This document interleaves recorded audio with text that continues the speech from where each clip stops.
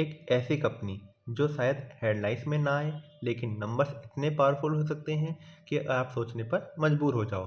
क्या ये silent compounder type business है? आज हम डीप डाइव करने वाले हैं Shriram pistons and rings limited के फंडामेंटल में। लेकिन अगर आप सच में नंबर को डिकोड करना चाहते हो तो सीट बेल्ट बांध लो, क्योंकि ये वीडियो एक रोलर कोस्टर राइड होने वाला है। सबसे पहले समझते हैं बिजनेस, क्योंकि बिना बिजनेस समझे नंबर्स का कोई मतलब नहीं होता। Shriram pistons and rigs limited auto component sector में काम करती है। Specially pistons, piston rings, engine components manufacture करती है। मतलब अगर ऑटोमोबाइल इंजन हार्ट है तो ये कंपनी उस हार्ट के क्रिटिकल पार्ट्स बनाती है। अब सोचो, ऑटोमोबाइल इंडस्ट्रिकल साइक्लिकल होती है, कभी डिमांड बूम कभी स्लो डाउन। तो सवाल ये है, क्या कंपनी इस साइकिल को हैंडल कर पा रही है?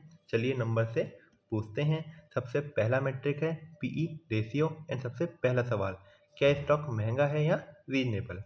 पीई रेशियो का मतलब होता है आप कंपनी के 1 रुपये के प्रॉफिट के लिए कितना प्राइस पे कर रहे हो।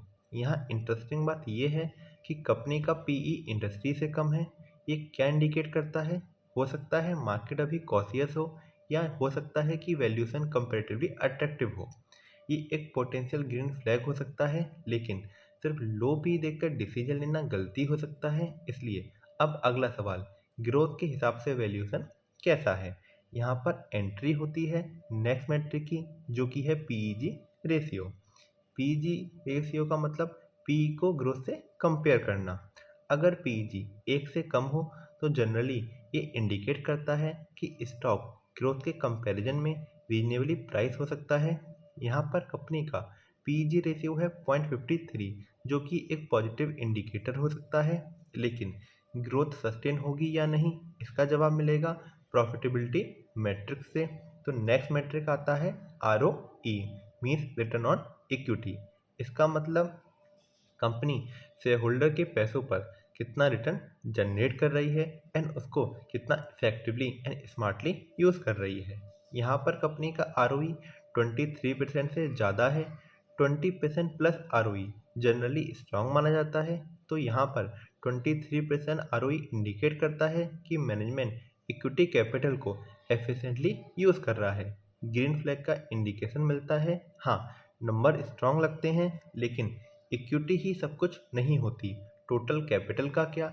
इसके लिए हमें चेक करना होगा हमारा next metric, that is R O C E, means return on capital employed, जो कि टोटल कैपिटल का एफिशिएंसी टेस्ट करता है।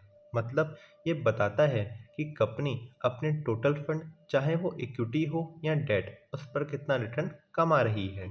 यहाँ पर कंपनी का are O C E 25% plus है। 25% का are O C E auto component industry के कॉन्टेक्स्ट में काफ़ी स्ट्रांग माना जा सकता है। ये सिग्नल देता है कि बिजनेस ऑपरेशनली एफिशिएंट हो सकता है।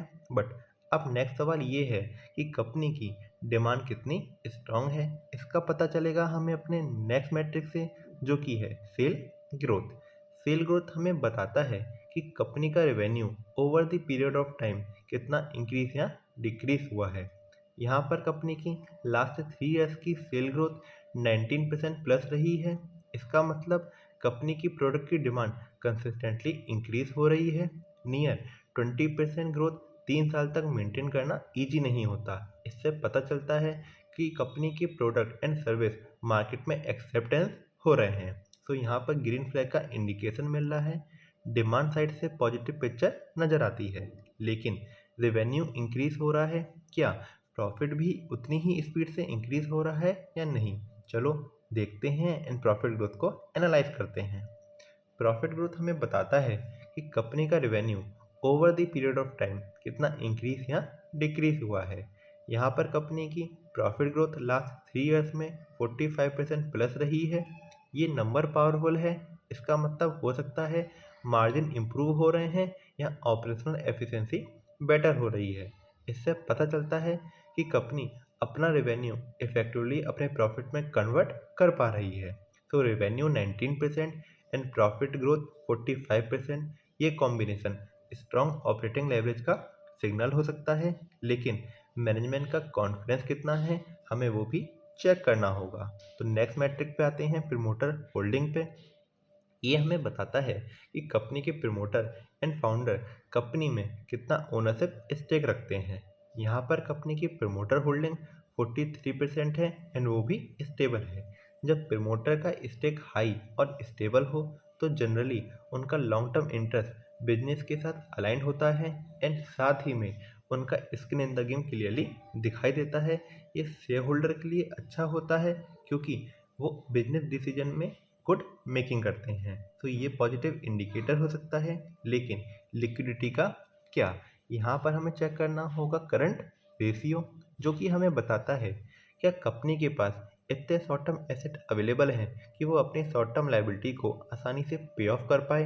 यहाँ पर कंपनी का करंट रेशियो 2.52 है, मीन्स कंपनी के पास शॉर्ट टर्म लाइबिलिटी कवर करने के लिए सफिशिएंट करंट एसेट हो सकते हैं। 2 के ऊपर रेशियो जनरली कंफर्टेबल माना जाता है।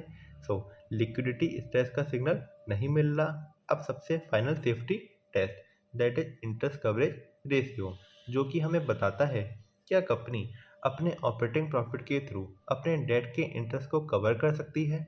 यहाँ पर कंपनी का इंटरेस्ट कवरेज रेशियो 21.5 है। इसका मतलब कंपनी अपने इंटरेस्ट एक्सपेंस को ऑपरेटिंग प्रॉफिट से 21 टाइम्स कवर कर सकती है। ये स्ट्रॉन्ग फाइनेंशियल स्टेबिलिटी का इंडिकेटर हो सकता है। डेट प्रेशर मैनेजेबल लग रहा है तो फंडामेंटल्स का ओवरऑल पिक्चर स्ट्रॉन्ग दिख रहा है। तो अब तक हमने देखा 3 इयर्स के नंबर देखे, लेकिन रिसेंट परफॉर्मेंस क्या कह रही है वो भी चेक करते हैं।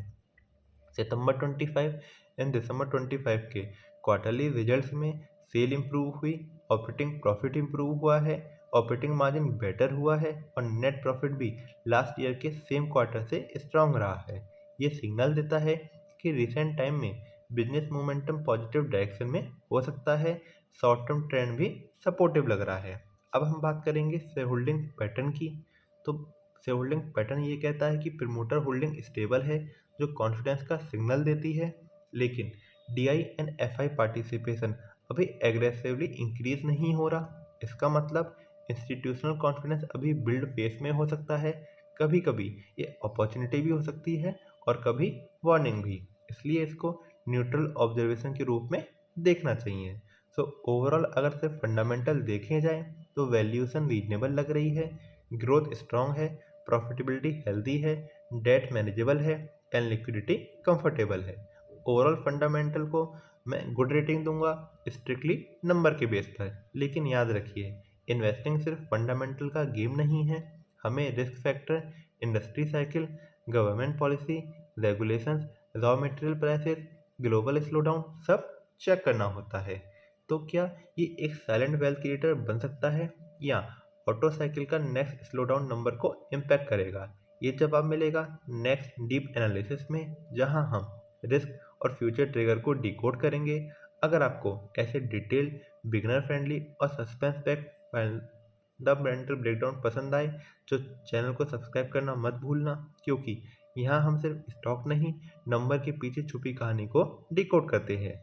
और अगला एपिसोड शायद आपकी इन्वेस्टिंग थिंकिंग ही चेंज कर दे। मिलते हैं नेक्स्ट वीडियो में। Till then, goodbye and take care.